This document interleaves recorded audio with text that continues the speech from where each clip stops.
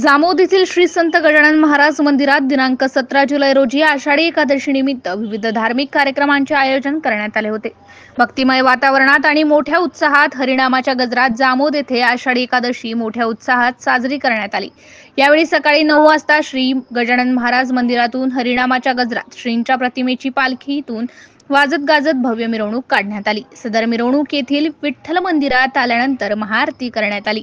यावेळी या मिरवणुकीमध्ये ढोलाचे भजनी मंडळ, श्री गुरुदेव सेवा भजनी मंडळ व सर्व महिला भजनी मंडळ, श्री गजानन महाराज संस्थानचे विश्वस्त व समस्त गावकरी मंडळी मोठ्या संख्येने सहभागी झाले होते।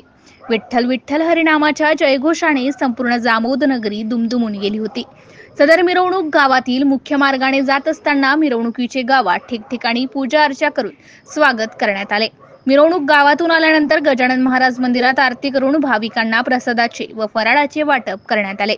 वरील कार्यक्रम यशस्वी करण्यासाठी श्री संत गजानन महाराज संस्थानचे विश्वस्त मंडळ, श्री गुरुदेव सेवा मंडळ, ढोलाचे भजनी मंडळ, सर्व महिला भजनी मंडळ व सर्व गावकरी मंडळींनी अथक परिश्रम घेऊन वरील कार्यक्रम मोठ्या उत्साहात साजरा करण्यात आला। वरील कार्यक्रम शांततेत पार पाडण्यासाठी जळगाव जामोद पोलीस स्टेशनचे ठाणेदार आनंद महाजन यांचे मार्गदर्शनाखाली जामोद पोलीस चौकीच्या कर्मचाऱ्यांनी पोलीस बंदोबस्त चोख ठेवला होता।